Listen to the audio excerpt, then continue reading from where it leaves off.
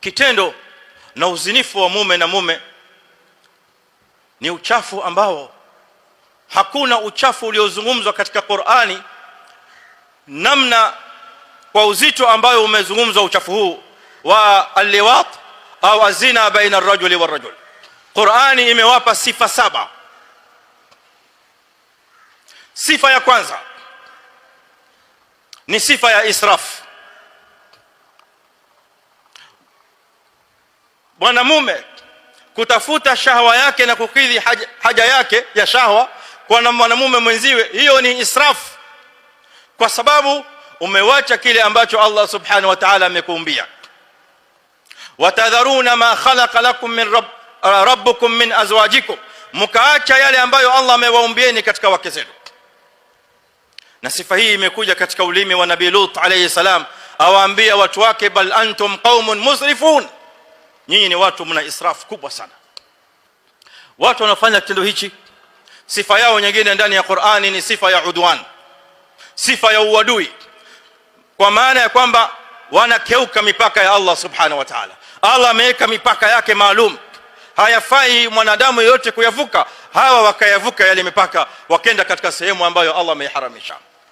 Na sifa hii imekuja kadhalika katika ulimi wa Nabii Lut alayhi salam, awaambia watu wake mara nyingine tena, bal antum qaumun aadun, nyinyi ni watu maadui, nyinyi ni watu mnaofanya uadui mkubwa sana na Allah subhanahu wa ta'ala. Sifa nyingine ya tatu ya watu hawa ni sifa ya jahli, ujinga. Yoyote ambaye amesimama na sifa hii, huyo amesimama na maadili ya ujinga, maadili ya jahala. Sifa hii imekuja katika ulimi wa Nabii Lut alayhi salam, awaambia watu wake kadhalika mara nyingine tena, bal antum qaumun tajhalun, bali nyinyi ni watu mlio wajinga sana. Sifa ya 4, sifa ya fasad.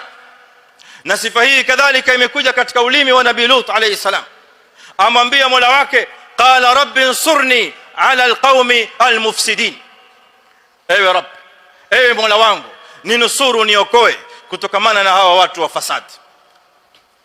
Kitendo hichi cha uchafu ni kitendo cha ufisadi mkubwa sana duniani. Ya 5 ya watu hawa katika Qur'ani imekuja katika ulimi wa malaika, kaja kwa sura ya wanadamu, wakashukia katika nyumba ya Nabii Ibrahim alayhi salam, wakiwa njiani wanaelekea katika kitongoji cha Nabii Lut. Huko kuna kufanywa haya mambo ya uchafu.